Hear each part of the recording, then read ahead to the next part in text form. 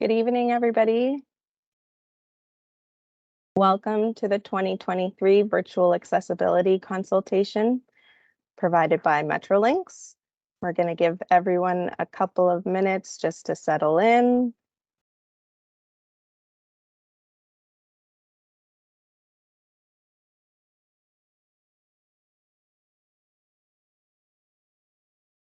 I see a few more people joining.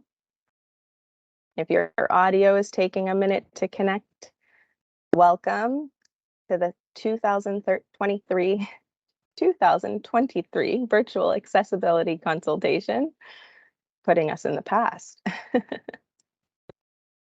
Thank you so much for joining us. We're going to get started momentarily.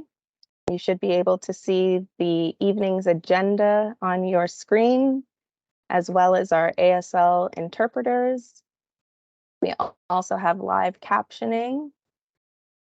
And if you are not able to enable it, we will go through that momentarily.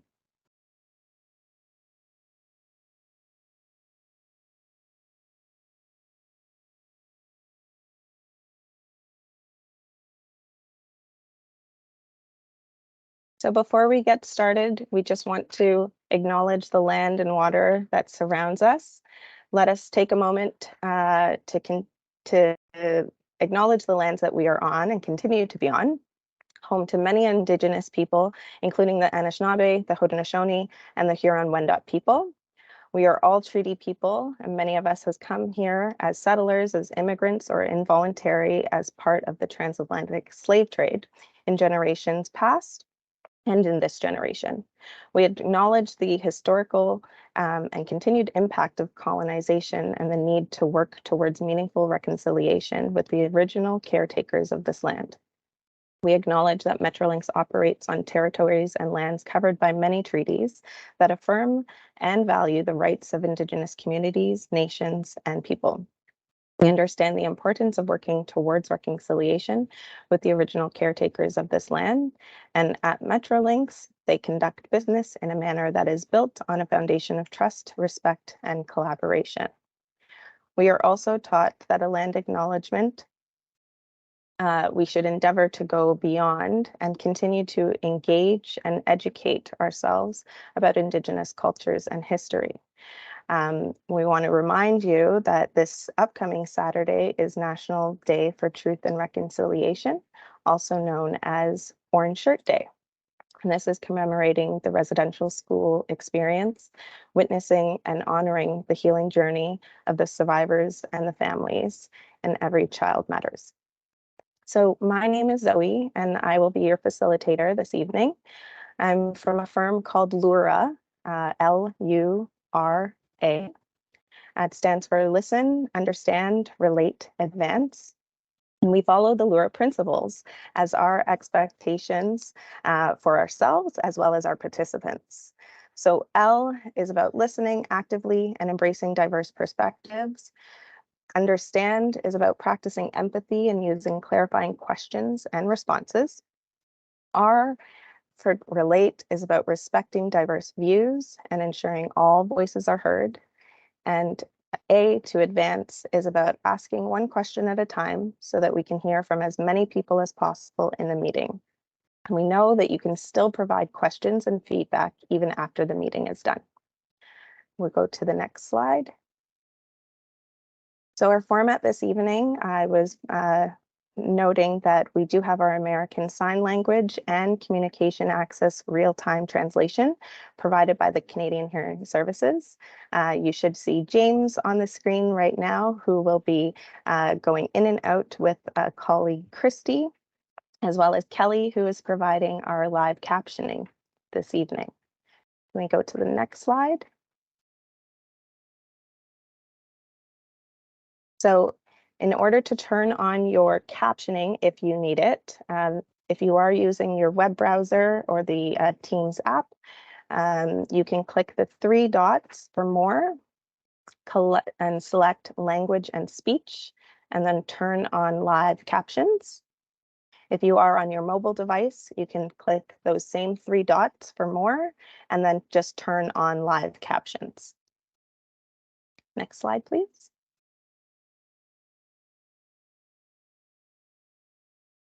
And so after our presentation this evening, you will be able to ask questions through Slido.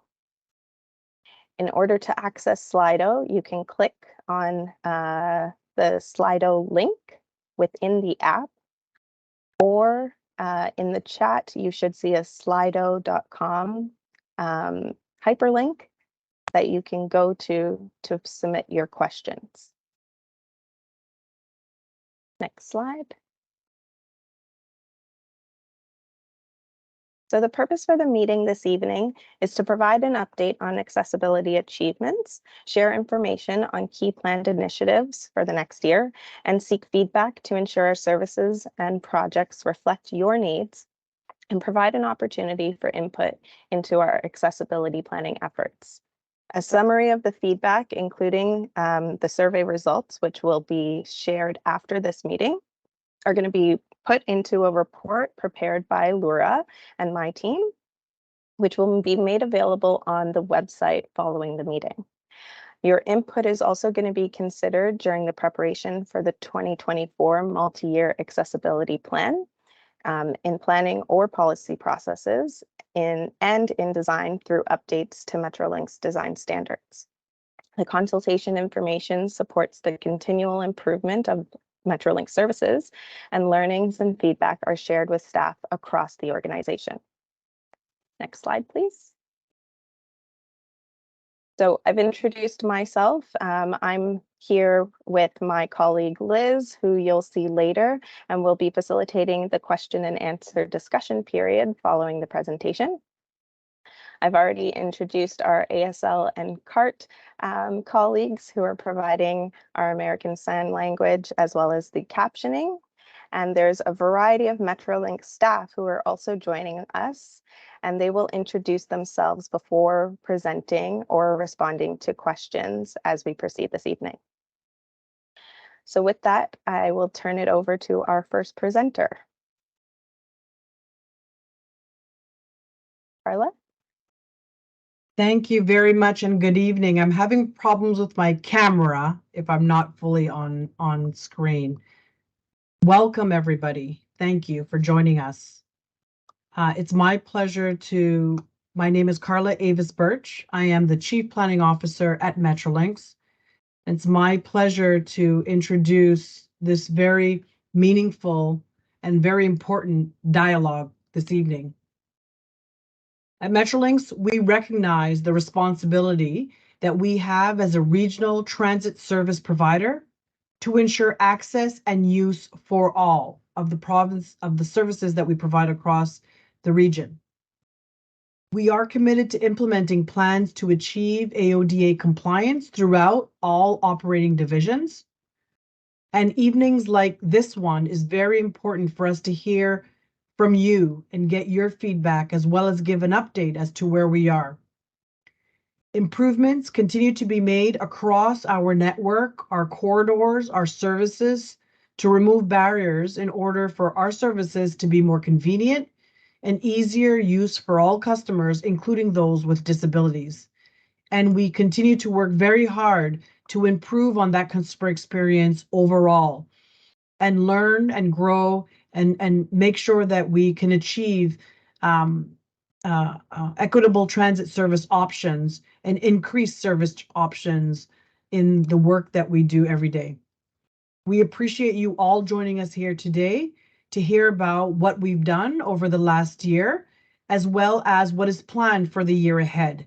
And most importantly, an opportunity to hear back from you and connect with us and to continue to consult with us so that we can be better and improve and really share all the great improvements that we have planned.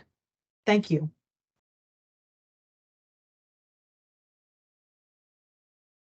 Thanks, Carla. Hi, everybody. My name is Will Zavir. I am a senior advisor in the Universal Design team at Metrolinx. I didn't have a chance to say thank you for joining, so here it is. I'm glad to have you all here.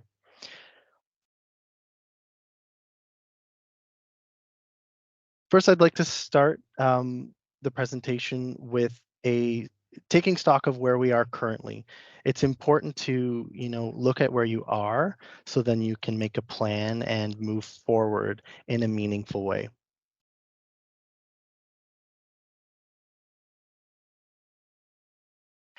The Universal Design team at Metrolinx, we wear many hats. We are a part of a lot of different initiatives and areas in the organization.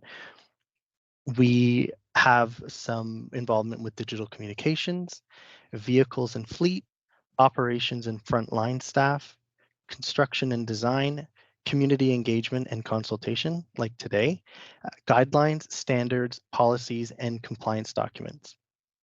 The Universal Design team has a goal to bring equity and support all customers, build confidence in the network to attract new ridership, support customer satisfaction outcomes, and reduce risks and customer complaints. The Universal Design team are the owners and managers of the Universal Design Standard, which we will talk about a little bit later. And we are also the subject matter experts that help with guidance and compliance reviews. Universal Design also responds to questions posed through accessibility@metrolinx.com. We work with customer relations team to respond to queries, focus on accessibility and inclusion, and we report on compliance with the AODA. As I mentioned, we are the owners and managers of the Universal Design Standard. If you were to ever hear us talking about it in the office, it's our DSO2. The DSO2 was created in 2019. Metrolinx completed and adopted it in that year. It's a living document, evolving over time, and we just recently did an editorial update this year in 2023 to align with some code changes as well as some graphic updates as well. The Universal Design team reviews this document regularly to reflect changes in legislation, technological advancement, and emerging best practices. We reflect corporate direction and business needs through this standard. The standard reflects industry best practices to fill gaps in legislative requirements pertaining to transit infrastructure. An example is the CSA B651, which is the Accessible Design for Built Environment Standard. A robust and inclusive consultation with people with lived experience of disability was part of the vetting process to refine and redefine some of the requirements in the standard. For example, staff consulted with our own Accessibility Advisory Committee at Metrolinx to help develop these standards. There are two graphics on the screen. One is a image of the title page of the DSO2 Universal Design Standard, and the second image is a graphic of the CSA B651 standard.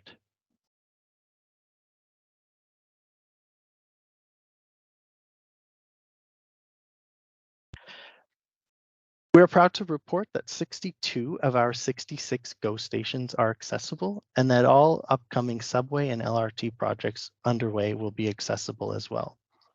The four GO stations that still have some work to be done include Eglinton GO. A current construction project is expected to create a fully accessible station, and the expected completion date is 2024. Georgetown GO. Accessible boarding is currently provided from the north side of the station, and completion of a project to address accessible boarding on the south platform is expected by late 2026. Long Branch GO, the station will undergo a complete reconstruction to support an accessible and enhanced customer experience at the station. Similarly to Georgetown, that is expected in 2026. And lastly, Mimico GO. We are currently working on a third-party agreement for mixed-use development at the station that is near finalization, which will connect to a new development to provide an accessible station. And now I'll pass it off to my colleague, Marcela. Thank you, Will. Hi, my name is Marcela Correa. I am the Senior Advisor for Accessibility at Presto, and I'm going to give you a quick update of where we are with Presto. So in 2023, 2022, 2023, we added an alternative registration method. This is a method that is ideal for customers who don't have a computer or internet access or do not do not feel comfortable using a computer. This method includes, you can call the Presto call center, and now you're able to register through the agent by the phone immediately. Now, there are some things to note on this new registration option, which includes, this is just for balance protection. So it's especially for users that are not interested in registration online, which will provide a little bit of more benefits, including checking transaction history, setting up auto load or auto renew, and to manage multiple cards that will include a full account. So again, this is just calling the call center. You can register your card for balance protection. Next slide, please. Another exciting update is now you can pay with credit or debit on Go. So this includes bus devices, the station devices, and paratransit vehicle devices. We also updated the website. So with the debit card, you can access your account anonymously or with your personal account. You can also auto remove debit cards from the account, view transaction history, set a Go default trip for your debit or credit card. And our website does conform to WCAG 2.0. On the screen, there are two graphics.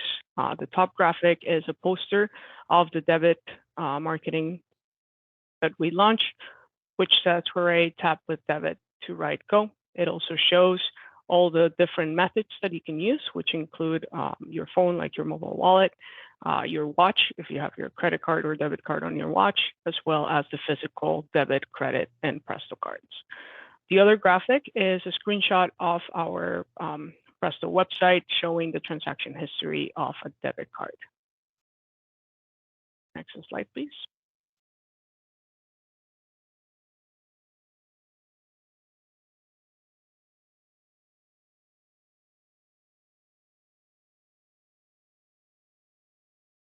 Can you change the slide?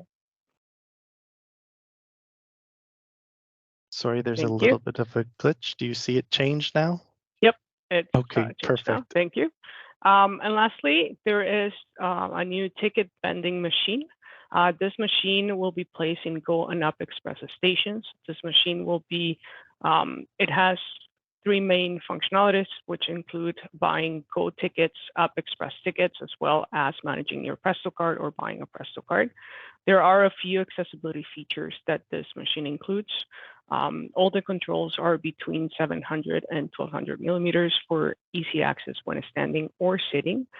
It also has toe clearance for wheelchair users, so it's easier to approach it directly rather than sideways. All the controls and labels have braille and tactile symbols, as well as a new accessibility mode that is controlled with the pin pad and using a headphone jack. On the screen, we have three different pictures. So towards the center of the slide, there's a graphic representation of the ticket vending machine. The ticket vending machine is located in a small light gray platform and extends to above standing height. The new machine has a digital screen and a light green area where all the controls are included, where it includes bills, coins, the PIN pad, the Presto card holder, credit card, debit card, tapping or insertion areas, as well as a barcode reader. And it also includes a promotional screen at the top, like a monitor at the top of the device. The second picture, which is in the top right, it shows an individual on a wheelchair in front of the TVM. The side view of the TVM highlights the toe clearance of the device under the controls. And the third picture, which is at the bottom right, shows a comparison of the height dimensions for an individual standing with a height of 1750 millimeters and an individual in a wheelchair with a height of 1350 millimeters. The height of the TBM controls, like I mentioned earlier, are between 700 and 1200 millimeters. And I think that's all for me. Thank you.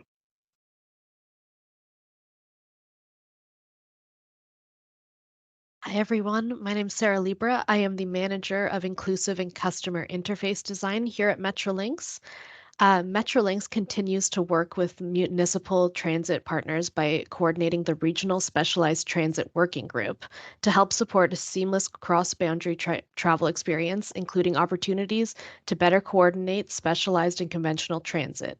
The Regional Specialized Transit Working Group consists of 12 specialized transit agencies in the region.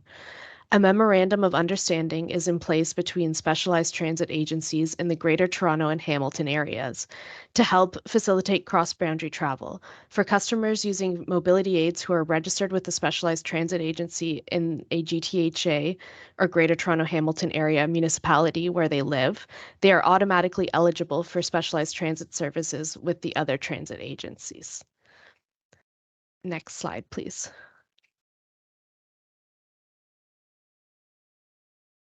Thanks, Sarah. Now that we've gone through where we are currently, it's time to take a look at what's our plan going forward. So I'll pass it off to our partners at Humanspace.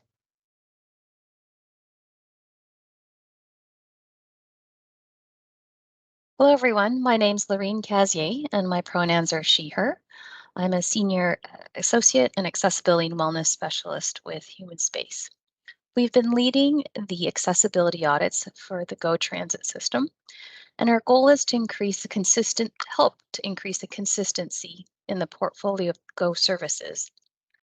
A network-wide built environment audit started in December of 2022 and is on schedule to be completed by January 2024.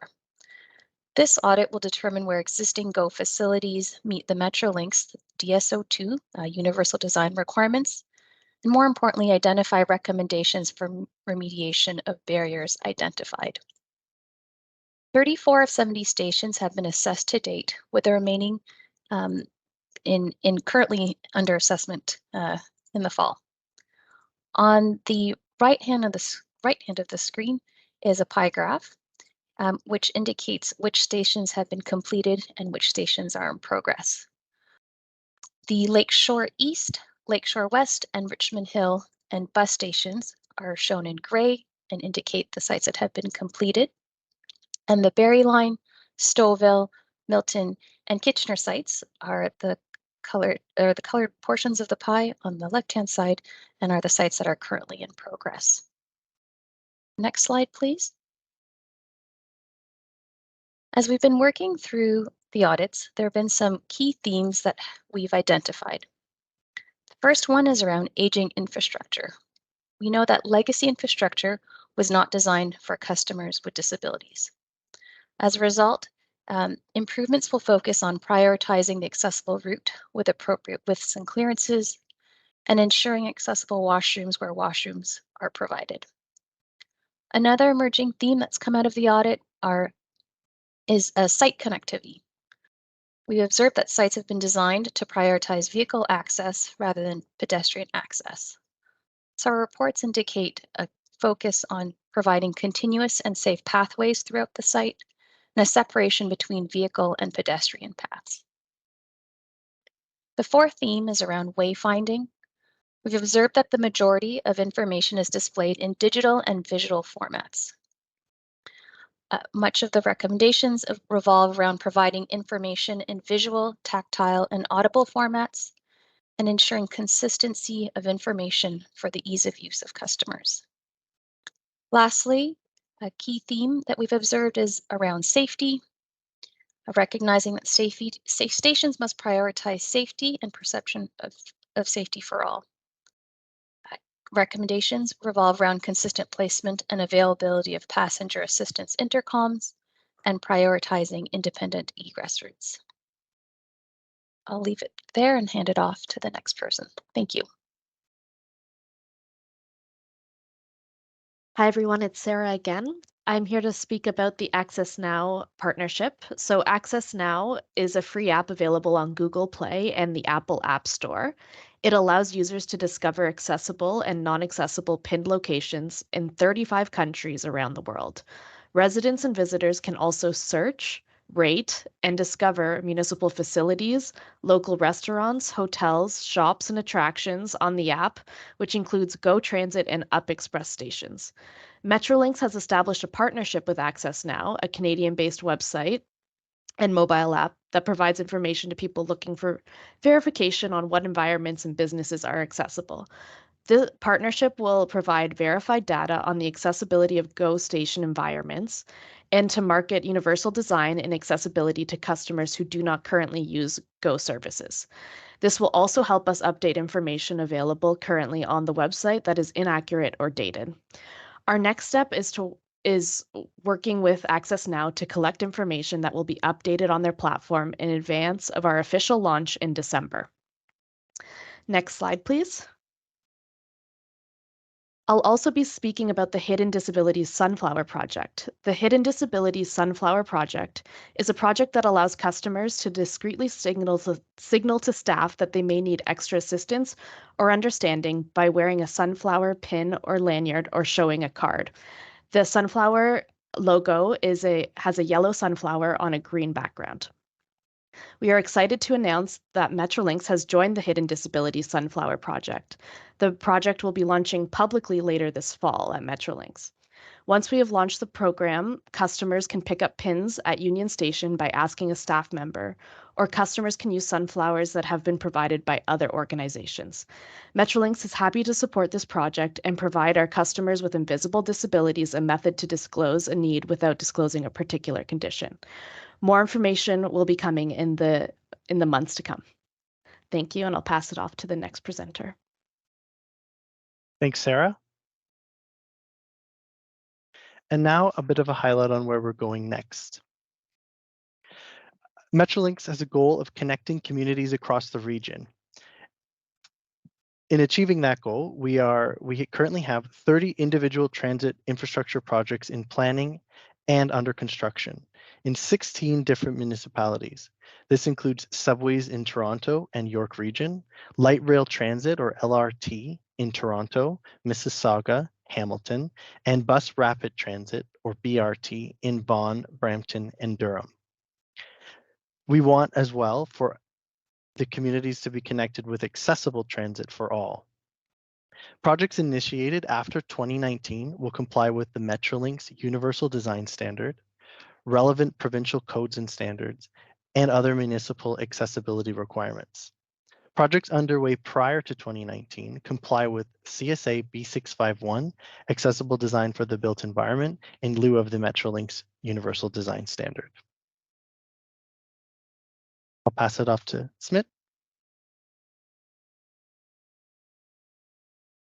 Good evening, everyone. My name is Smit Gandhi. I am the engineering lead for the electric bus program, and I want to walk you through how your actions or how your feedback is going to inform the next-gen bus.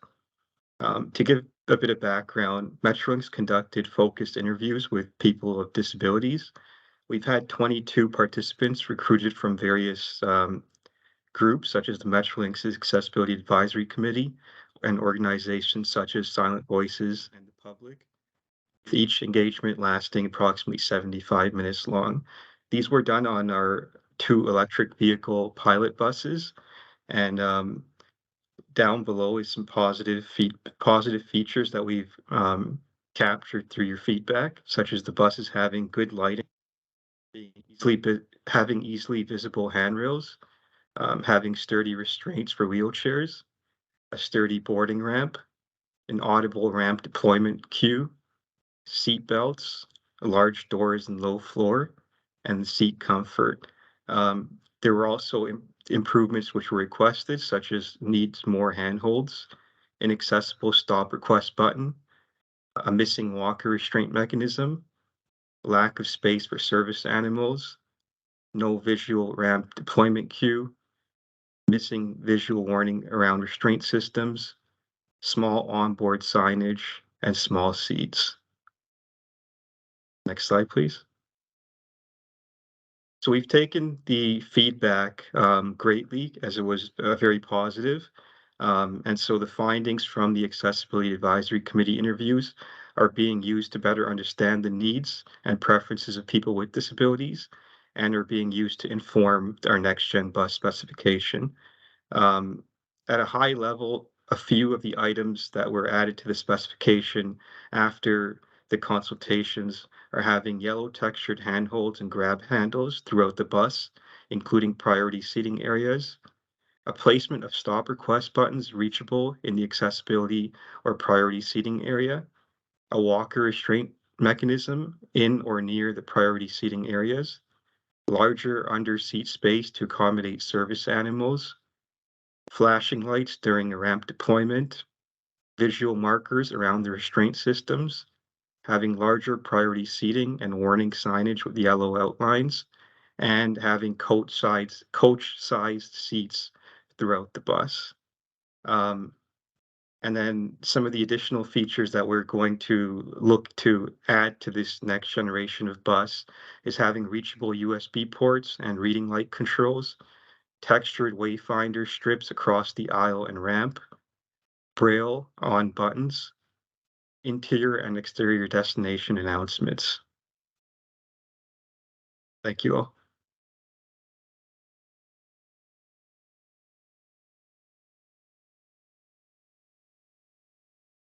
Thank you so much for that presentation and all of the detailed components to all of the updates. So we are now going to go to live questions and answers as part of this discussion. For those of you who have already accessed Slido through the link in the chat, we are seeing your questions come in. One of them was if there is a way to ask questions by unmuting, as typing is only a form of asking a question is not accessible, and you will absolutely be able to do that. We want to be able to go to some of the live questions by those who are raising their hands, as well as addressing some of the questions that we're getting in the chat. So I'm just going to quickly go through some of those functions. So if you do want to raise your hand, you should be able to see raise hand button. If you are joining us by phone, and I see a few of us are, you can click *5 to raise your hand. If you need to unmute yourself, you have a mic icon that you'll be able to click to unmute. If you are joining us by phone, you can click *6. And if you need to turn your camera on, you have the option of doing this by clicking the camera icon. And again, if you do need ASL interpretation, we have that provided. Thank you, James. So you can turn your camera on so that you can sign.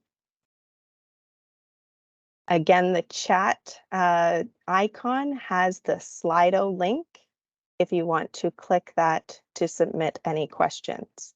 And as a reminder, we're going to use this discussion portion to get through as many questions as we can, both from those who are raising their hand as well as what's coming through the chat. The meeting is being recorded for note-taking purposes and will also be posted to Metrolinx website. So you will be able to see that following the meeting. And all of the questions that are submitted as part of this process in this meeting, as well as the questions that were provided beforehand and that what we get after the meeting, is all going to be compiled into a report that will also be made available on the website. So we thank you very much for joining us tonight. Liz, I see your camera is off. Liz is going to help me go back and forth between some of our questions so that we can make sure we get as many answers as possible. So one of the first questions that we had was if there was an update on the GO Train stroller accessibility policy. With a comment of strollers are still not able to access coach A5 when seats are occupied, and if it's not possible to lift or fold strollers onto a regular coach. Catherine, I'm hoping that you can provide us an answer to that question. Thank you, Zoe. Good evening, everyone. My name is Catherine Mason. I'm the Senior Team Leader for the Customer Relations team at Metrolinx. I'd like to start by stressing that strollers and wagons are welcome on board all coaches, and now this includes the accessibility coach. We recognize there has been a lot of discussion around the use of the accessibility coach, in particular when it comes to strollers. And I do want to assure everybody that this is something that we are looking at very closely. We understand that there are competing needs, and in doing so, in looking at all options, we are focusing on providing additional resources on our website that touches on the stroller policy. There is more to come on that, but in the meantime, one of the things that we want to highlight as well when it comes to the accessibility coach is that it is a shared space, and the occupancy is based on a first come, first served basis. Now, although strollers and wagons are allowed on the accessibility coach, we also encourage parents, individuals, anyone who might use a stroller, if they are able to navigate the stairs on a bi-level coach, to do so.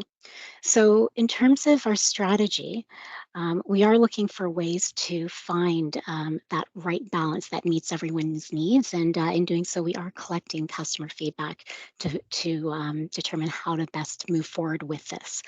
We also encourage, in addition to encouraging individuals to utilize the full length of the coach when boarding, if possible. If there is a need to utilize that ramp, it is something that we will permit. Now, if there is an individual who is looking to board the train and they are using a wheeled mobility aid, the CSA will make an announcement asking if other passengers are willing to either relocate to another coach if possible, or a different level if they are able to do so. Thanks, Catherine. Thank you. Liz, I think we have a few hand raises. Yes, we do, Zoe. Thank you. Just a reminder, we're going to go to the raised hands now. I see some there, so I'll go in order that they arrived. I'll go to you. So Gift, I'm going to go to you. Just a reminder, we are trying to get through as many questions as possible. So if you could try to stick your question to one question, we would appreciate it. Gift, I'm going to try with you. So I'm going to ask you to unmute. You should be there. Gift, are you there? Yes, hi. Hi. Thank you. Yes, first of all, thank you so much for informing us about the accessibility projects you are up to. My question today is around those with reduced mobility who aren't able to push elevator buttons. Is there a way to inform the staff your destination so that they can assist those with reduced mobility when they arrive at their destination? Okay. Thank you very much, Gift. Will, I'm hoping you're there. Will, did you hear the question? Hi, yes, I did. Okay. Thank you for the question. I can touch on briefly an initiative that we have called Accessibility Assist, and then I will pass it off to Catherine as she might have some more details. But Accessibility Assist is a program that we have at staff stations where you can, I believe, call in advance and somebody will meet you and help you with gaining access to the platform. Catherine, did you want to add any more to that? Yes, thank you very much, Will.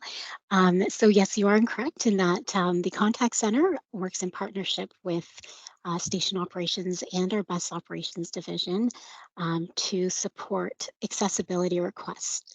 Now, customers, the preference is for customers to provide us with 48 hours notice. Again, that is a preference, but it's not required. If we do receive a request within 24 hours or even less, we will make every attempt to accommodate that. But we want to make every effort, and we want to ensure that we have staff on hand to provide the assistance at the time that it's needed. In reference to your question, yes, if their assistance is needed to access the elevator controls at a station during a customer's journey, we can certainly ensure that a staff member at that particular station, as Will had mentioned, provided it's during staffing hours, and we'll be able to ensure that the individual is there to meet the customer or meet you when at the point that we've agreed on.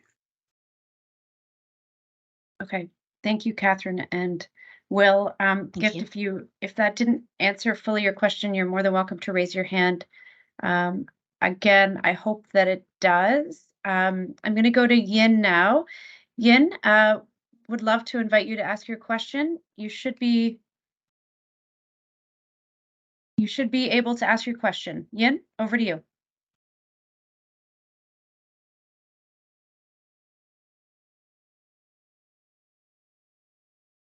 Can you hear me now? Yeah.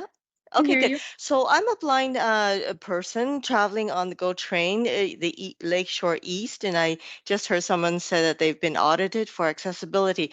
As a blind person who's really, really blind, I go to work and I going towards from Union to Whitby, sometimes Oshawa, Pickering, you know, depending on the where the assignment is from time to time.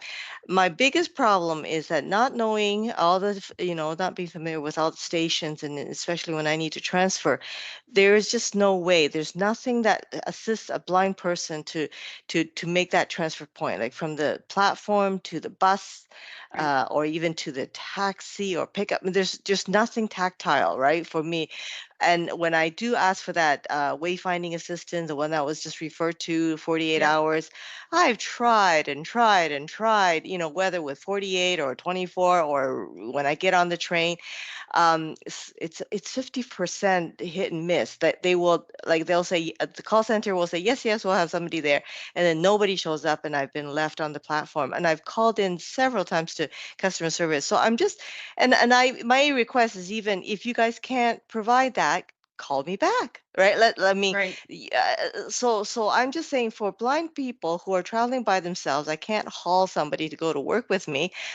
What is there so that there can be more independent access at those transfer points? I'm thinking even at Finch to change to Vaughan bus. It's just so difficult, and this wayfinding assistance is not consistent, not reliable, and I hate to be stranded on the platform. Thanks. Thank you, Yin, very much for your comments. I see Amy. Amy, do you want to speak to Yin's concerns? Yes, also, I'm happy to. wondering where, in addition to that, where people can go for more information, and perhaps you can also describe sort of where the feedback tonight is going, just to remind folks. Yes, thank you. And Liz, please tell me if at any point you can't hear me. Will do. Yin, thank you very much for your comment. It's definitely something that we are aware of. We are looking into ways to resolve it. And this is one of the crucial components that we really hope to help respond to some of these critical concerns and conditions. It's not okay that you're left there without assistance, that's for sure. So we are working on the Accessibility Assist program and putting some more rigor into it. Also, to your point, to give you a call back if somebody's delayed in traffic, or if there's a reason why they are going to miss you at that particular component. So it's been on the dock to converse about and try to find an appropriate solution that meets the needs of all of our customers. So we are definitely taking all of these comments and questions in to share with our larger team at Metrolinx, and we will make sure that we have a good response to this in the future. So Yin, please stay tuned. We anticipate to have more information on the Accessibility Assist program shortly. Okay. Thank you, Amy, and thank you, Yin, for your comments and your questions. That's why we bring people together in conversations like this, to hear that kind of feedback. Just a reminder that there is a report that's being prepared from this conversation, as well as a survey. Zoe mentioned it in the beginning. We can tell you in a moment how that's going to work. Zoe, I do see another person's hand up on the phone this time. So you're testing my team's knowledge. So we're going to go over to the phone. I believe you can click *6 to unmute yourself. Oh, yes. Sorry, *6. You're right. Yeah. So if you could just introduce yourself quickly, and the floor is yours. The phone number ending in 69.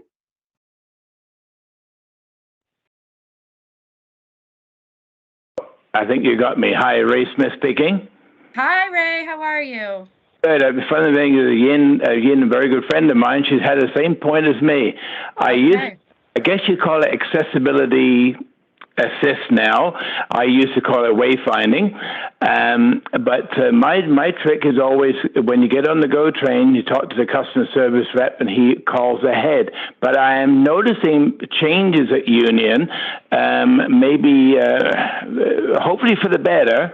But I'm noticing a lot of waiting for me to get someone to come to the platform for assistance. So yeah, I'm hoping that you do look after that issue, because it is a big issue. It used to be an excellent service, but I feel it's dwindled, and hopefully that can be rectified and advertised more. It's the best kept secret in town, this accessibility services. I hope not. It should be for all stations, not just Union. Great, Ray. Thank you very much. Super helpful. We'll definitely make sure that we add those comments to the report. Zoe, I see Catherine's hand up. Catherine, I don't know if you wanted to speak to any of Ray's comments. Yes, I did, just very briefly. So Ray, thank you very much for your feedback. Yes, the CSA, the Customer Service Ambassador, is another channel that customers can use to submit making a request for assistance, whether it be wayfinding, etc. The only thing that I would like to highlight, it's important to keep in mind that one of the reasons why we encourage customers to provide us with 48 hours notice, so that we can ensure that we have staff on hand to meet you at the time of your travel, so that you're not waiting around. When you do make the request while en route, you could potentially run into that an increased wait time. You might not get service as soon as you arrive at the station. Now, this doesn't mean that you can't utilize that channel, but it's something important, something that I thought I should highlight. Now, with that in mind, this is great feedback, because as Amy mentioned, we are in the process of building out the Accessibility Assist program, and there are several new features that we are excited about sharing with the public. So once again, thank you very much. I will certainly make note of this and take this away. Great. Thank you, Catherine, and thank you, Ray, for your comment. Zoe, we're going to go back to you, I believe. Yeah. We've gotten a couple more questions through Slido, and the next one, I think, is for Winnie. The question is, what is being done to ensure the safety and comfort of our 2S LGBTQIA+ customers? A follow-up question, certainly related, was specifically asked, what are we doing to make sure that transgender customers are treated with dignity and respect, including the use of non-gender specific terms, non-gendered washrooms, and sensitivity training for staff? Over to you, Winnie. Thank you. Thanks. Hi, everyone. Yeah, just to respond to the first one, I think that you've shared, what's being done to assure the safety and comfort of our 2S LGBTQIA customers. So we do understand very much how important safety is for the 2S LGBTQ+ community. And so we are striving to ensure the safety of all our customers. As some of you may know, earlier this year, Metrolinx launched the text 77777 ability from your cell phones. And so that will immediately connect folks with support in multiple languages if you require help. We're always also open to hearing from customers and employees as well. So if anyone on the call has suggestions, we are always open to receiving them and hearing them. In terms of training, we are really committed to equity, diversity, and inclusion and building the capacity of our staff. So all of our staff receive training on equity, diversity, and inclusion to ensure that they have an understanding of the issues and the ongoing challenges that are faced by equity deserving communities. And that includes trans folks and 2S LGBTQ+ communities. And we know that that includes highlighting the importance of using inclusive language, non-gendered language. Throughout the year, we provide tools and resources to all of our staff. We host webinars, workshops to support our employees to learn and create greater awareness about the importance of gender identity, the use of pronouns.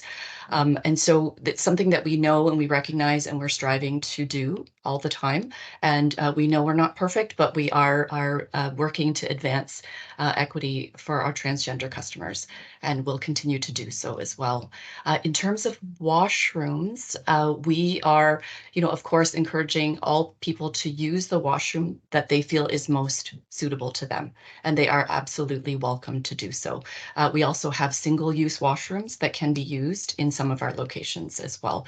And I don't know if there's others on the call who may be a bit more familiar with the washrooms in some of our other locations. Thanks, Winnie. And if any of the other presenters have anything to add, we can certainly include it in the report as well. But I think that that was a great context. We have one other question about the Sunflower project. Specifically for this project, will people with invisible disabilities be able to get a sticker for their Presto card, similar to the disability sticker available a few years back?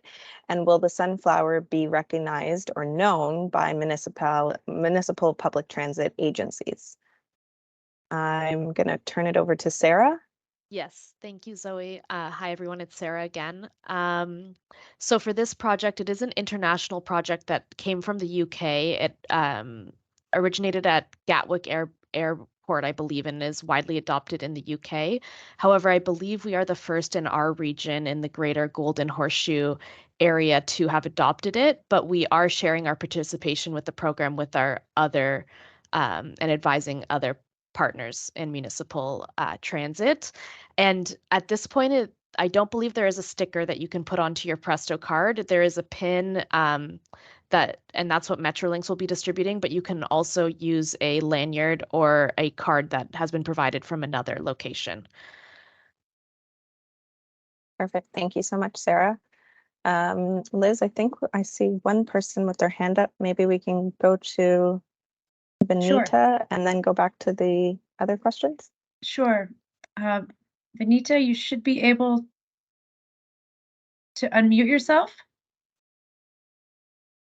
Just if you click, there's a mic button at the top.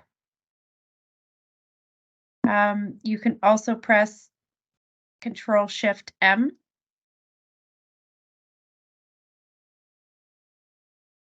Benita, are you there?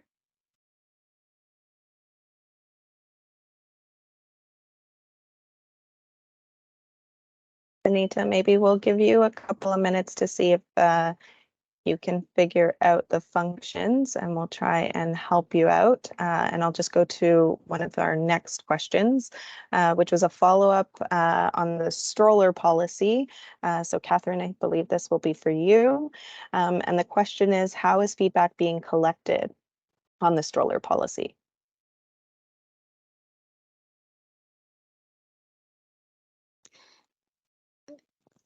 Thank you, Zoe. So customer feedback, all customer feedback, but specifically relating to the stroller policy, is being collected and managed through the customer relations team. So customers have the ability to go online or contact the contact center and submit their feedback relating to their concerns, suggestions for improvement, etc.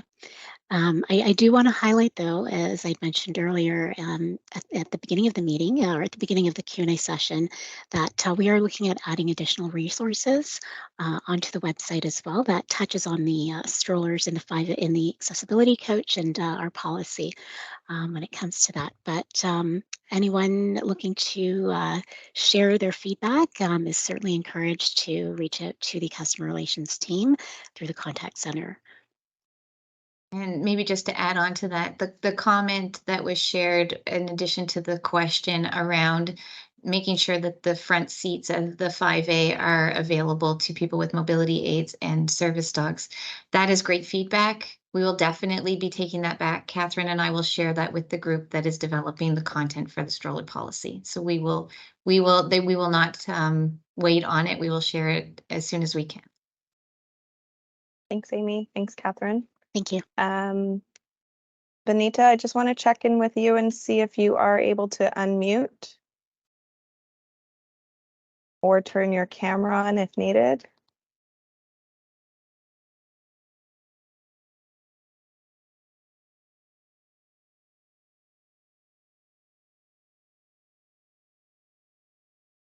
I see your hand is lower. Oh, no, it's okay. We'll go to one more of our written questions and let you continue to try and troubleshoot. I know sometimes technology is not on our side when it comes to these virtual meetings.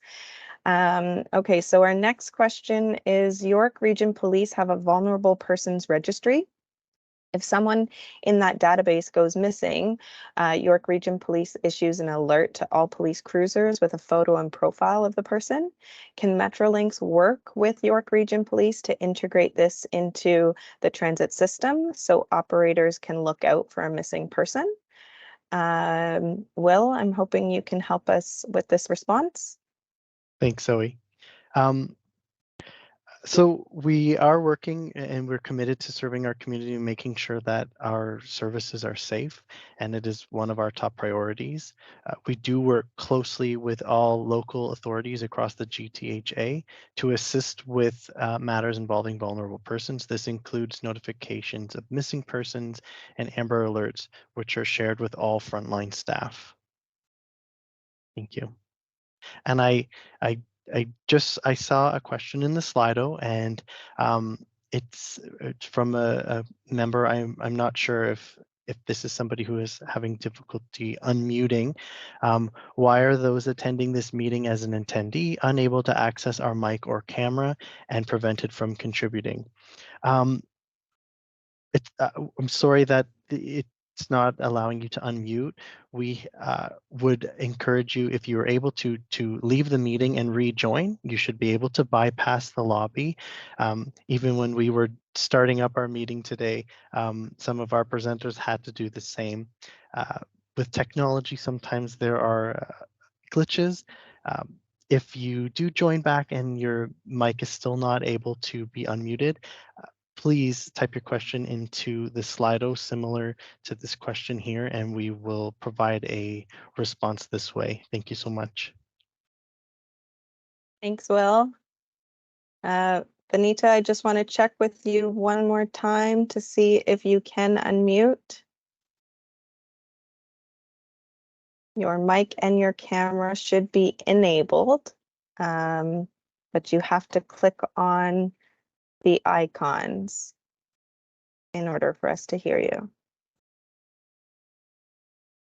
Or click Control-Shift-M.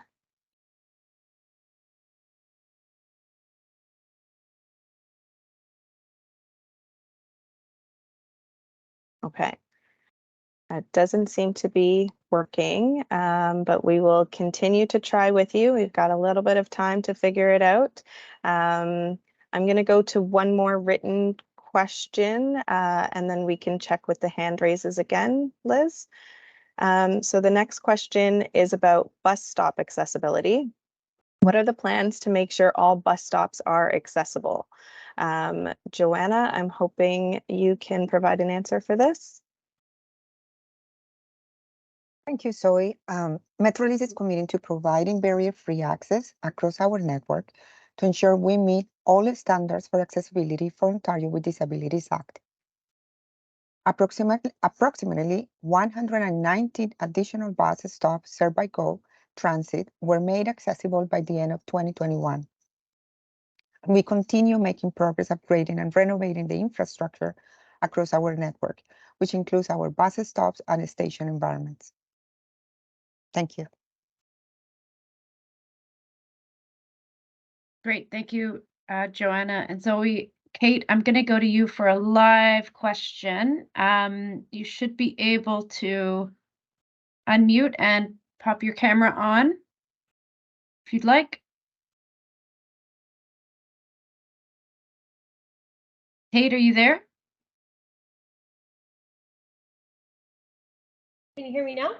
Yes, we can hear you.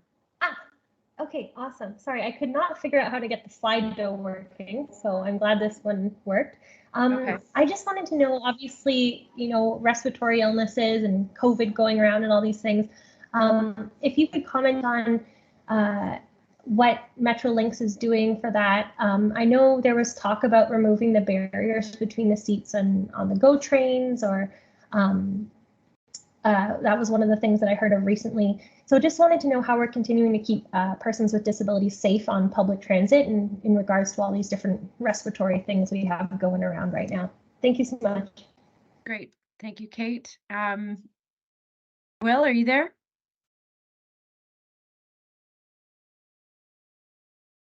Hi, yes, I will pass that one off to Catherine if you're able.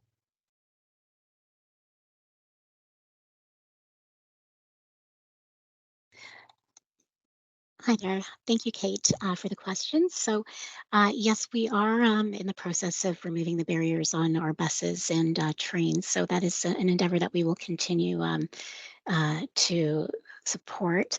When it comes to ensuring the safety of our passengers, specifically those within the accessibility coach, we will, while we don't have a mask mandate in place anymore, we still encourage passengers, especially during flu season, to wear a mask if possible, continue to sanitize, following sanitization practices as best as possible, especially if they are experiencing symptoms, but ultimately as well, as public health has also encouraged, if you are experiencing symptoms and it is possible to stay at home, please do so. But when it comes to traveling on our service, yes, we will continue to encourage passengers to follow the guidelines that were previously set out by public health. And when it comes to wearing masks and again, the sanitization practices, again, it's not a mandate and that's in place anymore, but it is something that we will continue to promote. Okay, great. Thank you, Catherine, and thank you, Kate, for that question. Of course, moving into flu season, health and safety is always on the top of mind. So happy to hear that question come up. Christine, I'm going to go to you. Christine, you should be able to unmute. Are you there? Hi. I was wondering if you're going to be able to. Christine, we have a bit of an echo. Do you have two? Yeah, okay. You have are two you going to be able to provide the links that you've given so far?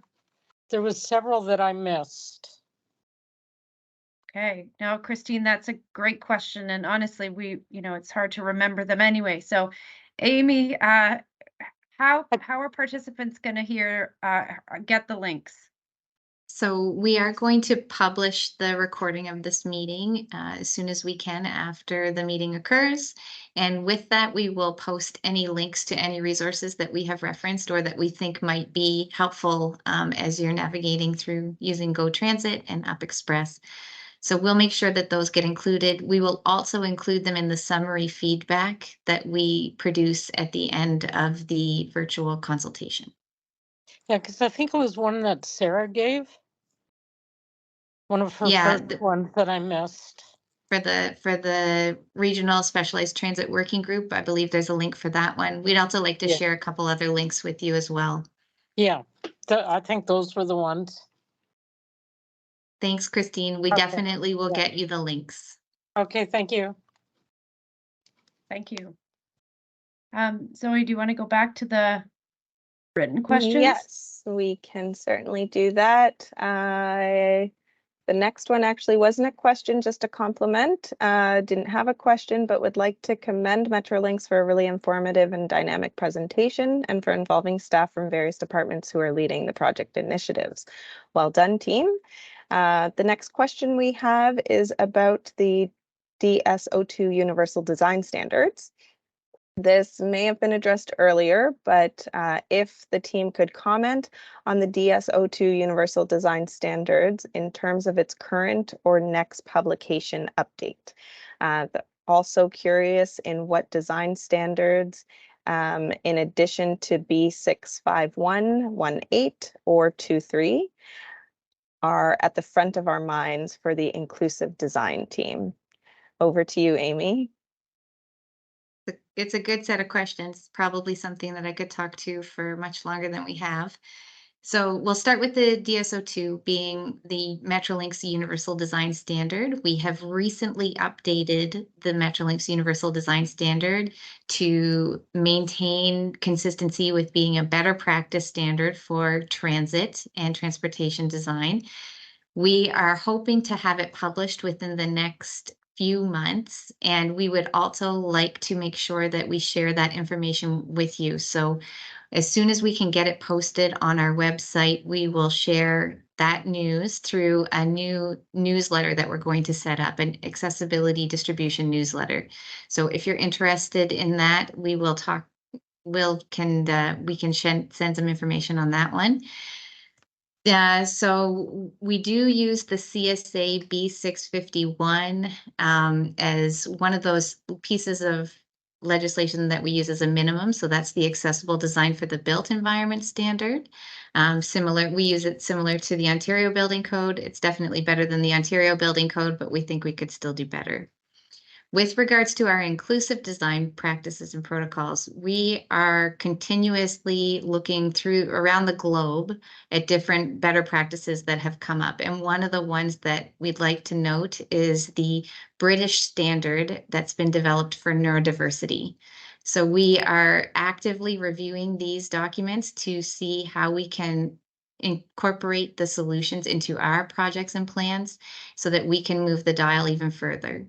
So we hope that we'll continue to review and refer to better practices that are happening, not just across Canada, but also globally, so that we can really make a better decision and support the needs of our customers. Thanks so much, Amy. Our next One question. sec, Zoe. I'm just going to jump in here. I just wanted to reiterate I'm seeing a couple comments in the Slido about attendees not having access to micro cameras.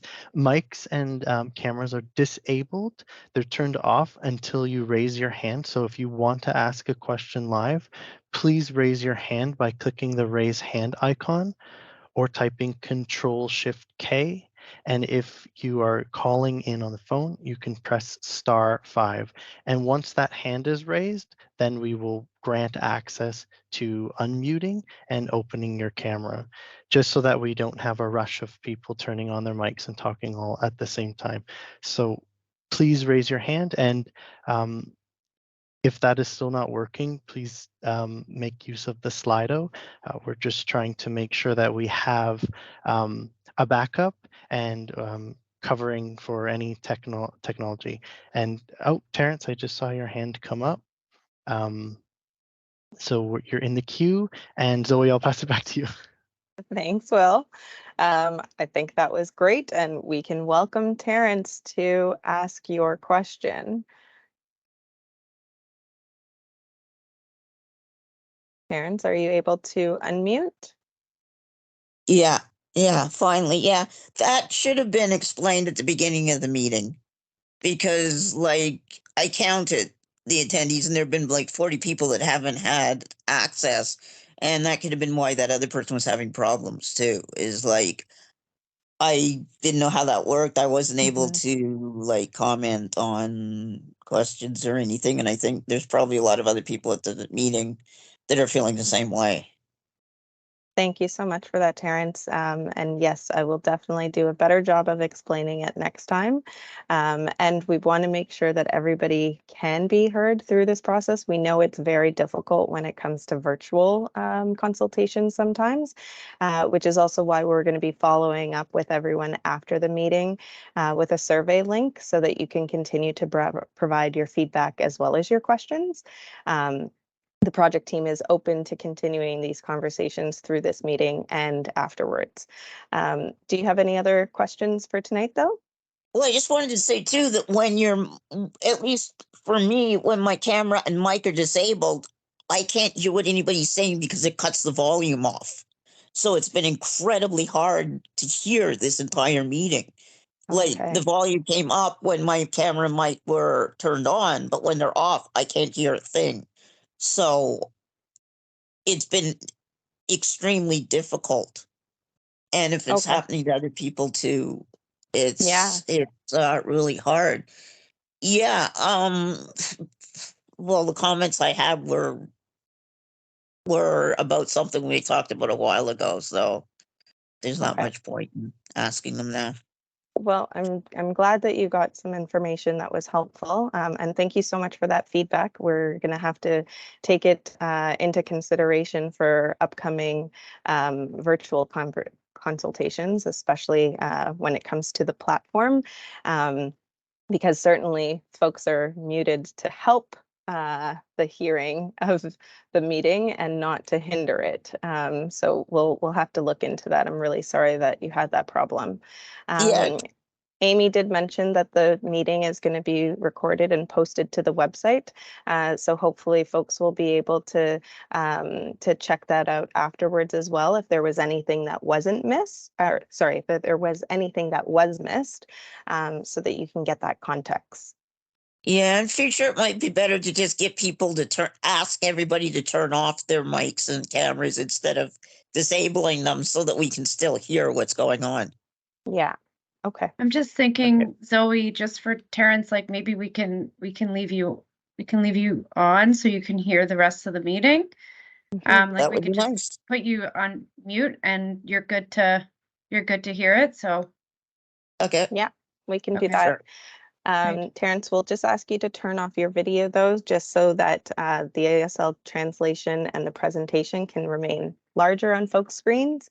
And we'll go to our next hand Sorry, raise. I just wanted to segue into, that was a perfect segue into our after meeting review period.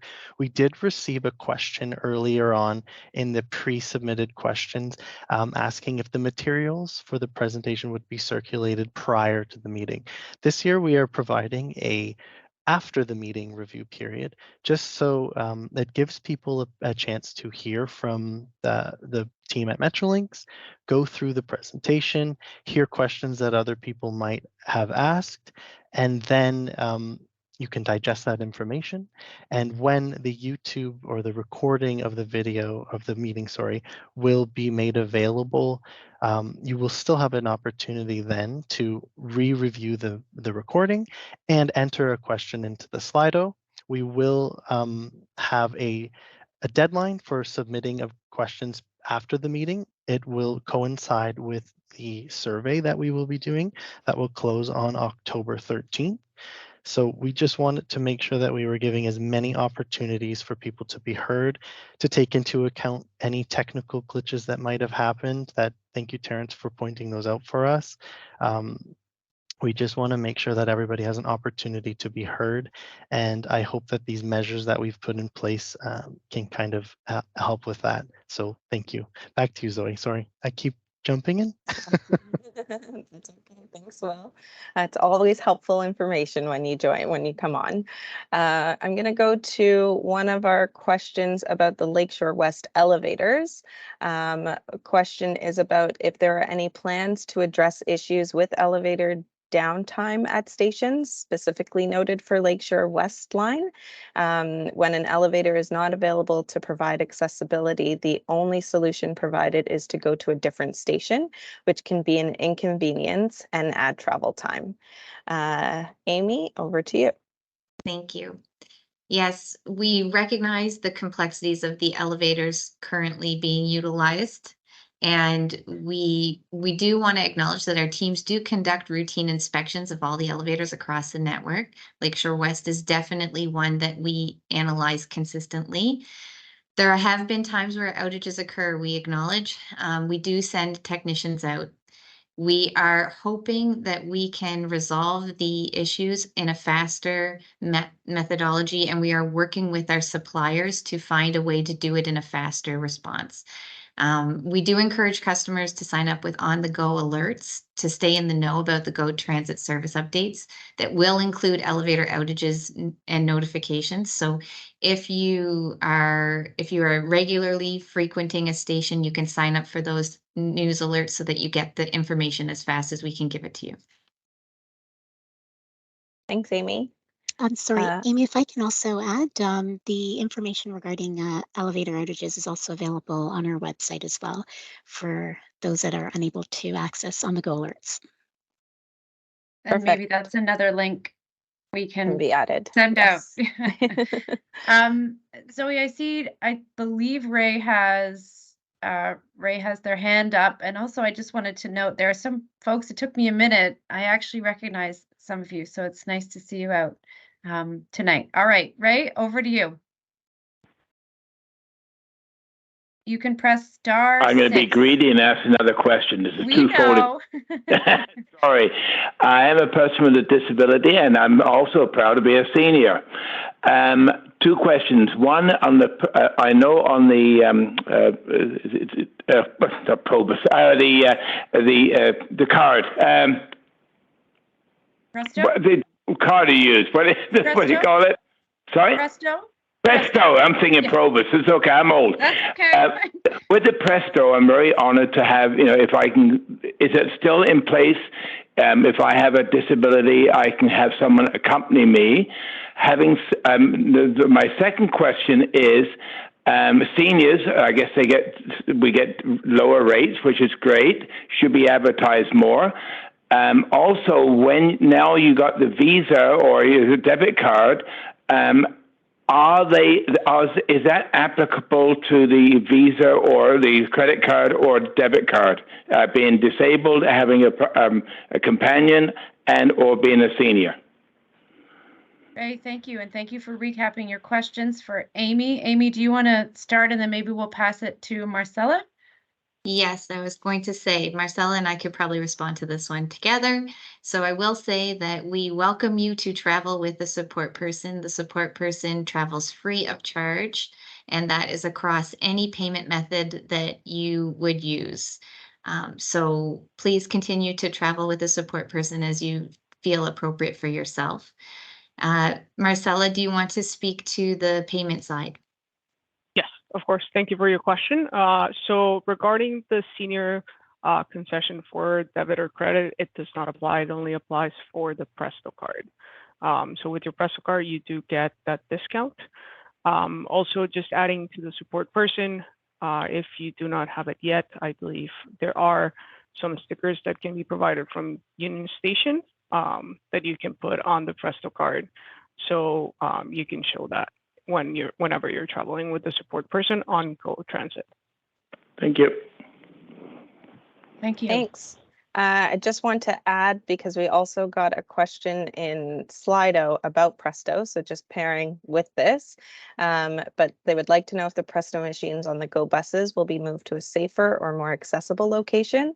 The suggestion is that the present location on low floor buses make it difficult for wheelchair users and those who have limited use on their arms to tap on. Thank you for the question. So currently, we do not have plans on changing the position of the Presto devices on the GO buses. This is due to the busy boarding area of the bus. There's multiple things that we need to consider when locating a good placement for the devices.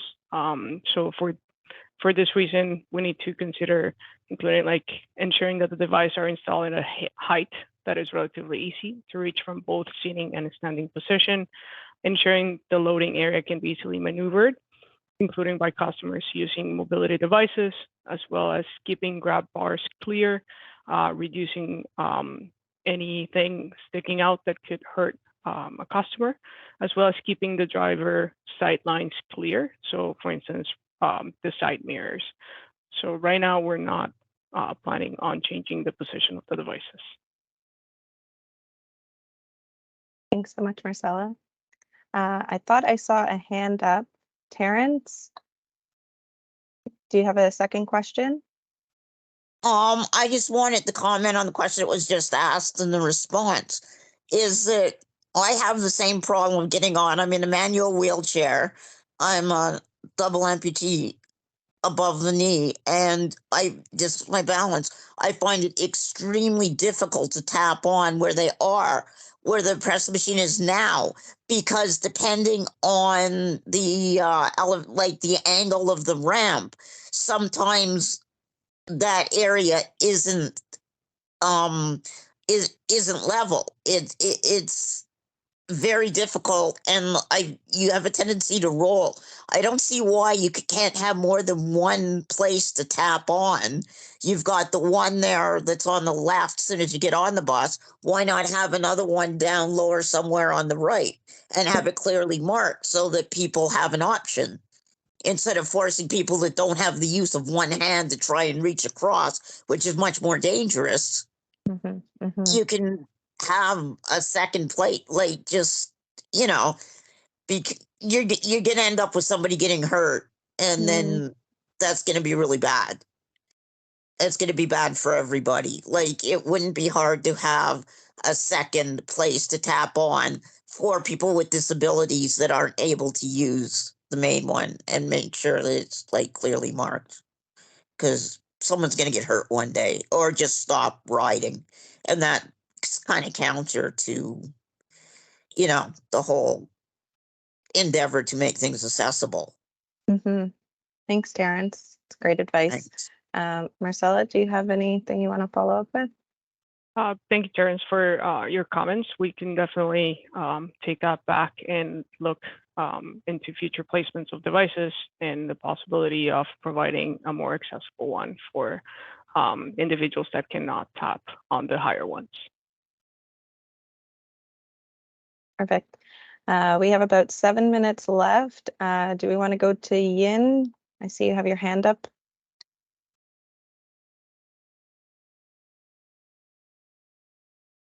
Yin, you should be able to unmute. Okay, unmuting. Okay. Yeah, we can hear you. So thanks for allowing a second question.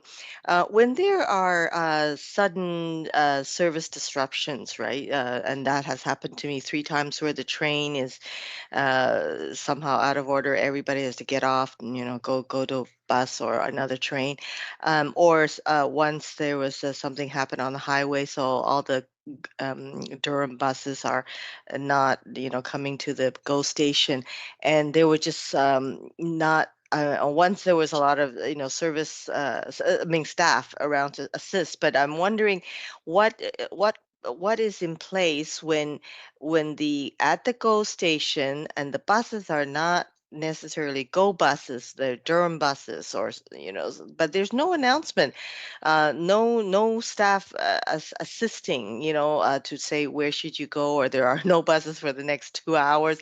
Like, what that goes into that, what you guys were talking about, that sort of the linking with the municipal transit. I'm not talking about specialized transit. I'm just saying some kind of connection, so that if there is service disruption, information goes out to passengers with disabilities. Yeah, because that happened 3 times in the last year, and I just find that when there's no information, and it's very disturbing. Yeah, that's what's been planned, or what can be planned. Thanks. Thanks for the question, Yin. So I can take that question. So thank you for your question. So we currently have, anytime a major service disruption takes place, we will attempt to coordinate with other local transit providers. So I'll give you an example. We do have a TDC protocol in place, which is what we refer to internally. And so if there is a service disruption that on our GO Transit, on our GO Transit line, that is within close proximity to a TTC connection, for example, we will issue on-the-go notifications through on-the-go alerts. That's one way of receiving the updates. There will also be announcements made. We will also leverage, depending on the timing, the local media outlets as well. But ultimately, our recommendation is that you sign up for on-the-go alerts, and if we need to initiate the supportive protocol, then a notification would be sent to you through that channel. But again, we will also leverage banners on our website, announcements on the trains, buses at stations. But on-the-go alerts is definitely, I would recommend that for sure. Thanks, Catherine. Okay. We have one more hand up just before we end. So Ben, are you able to unmute?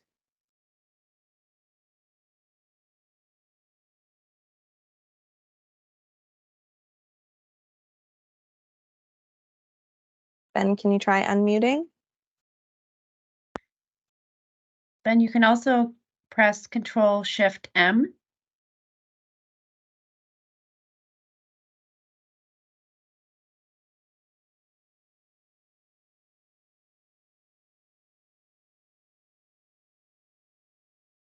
There's also a mic button just at the top, a little microphone. Try clicking that.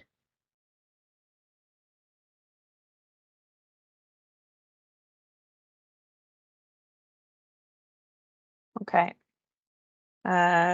Very sorry, Ben and Vanita specifically, because we weren't able to figure out the technicalities for you to unmute, but hopefully you are able to still provide your questions or comments to us after the meeting. Maybe we can go to the next slide. And I will just pass it over to Will. Thank you, everybody. It's amazing how quickly an hour and a half can go by.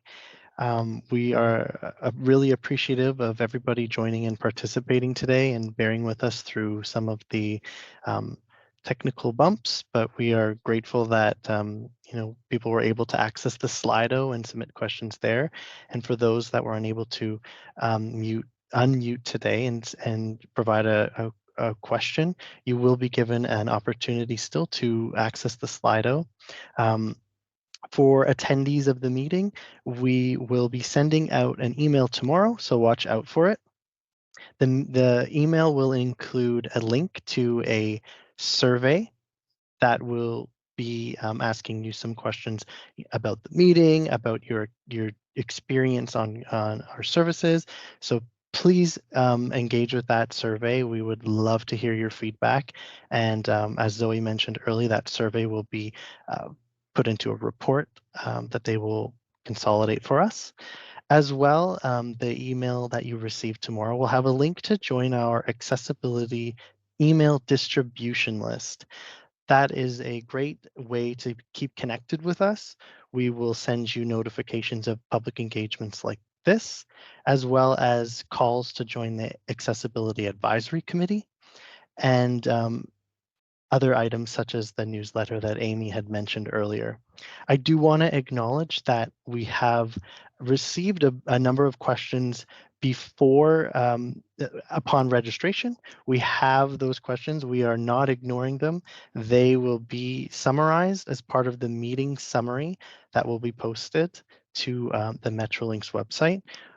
You'll be notified of that through the accessibility distribution list. And we also have some other Slido questions. So every question that has been submitted today, as well as every question that is submitted in our review period that takes place after the meeting, will be summarized and provided to you. Thank you so much, and I'll pass it off to Ricky. Yeah, I just wanted to say thank you for all the people who participated. I work with Will and Amy and Sarah directly and all the other people by extension. I just wanted to say thanks for all the people who came and attended and gave you very valuable feedback, and please continue to do so because this is a little bit of a limited environment for everybody to do that in, but we're definitely interested in hearing what you have to say. I wanted to thank all of the other people too, Zoe and Catherine, everybody else who came and helped us out along the way as well, and everybody who came with points of view and everything to answer some of the questions. I really appreciate that a lot, and the hard work of our team putting this together. It's a lot of background stuff to try and get everybody the opportunity to chat with us. So thank you very much, and thanks to the team and everybody who participated. Thanks. Thank you, everyone. Have Thanks, a good everybody. evening. Thank you. Good night. Bye.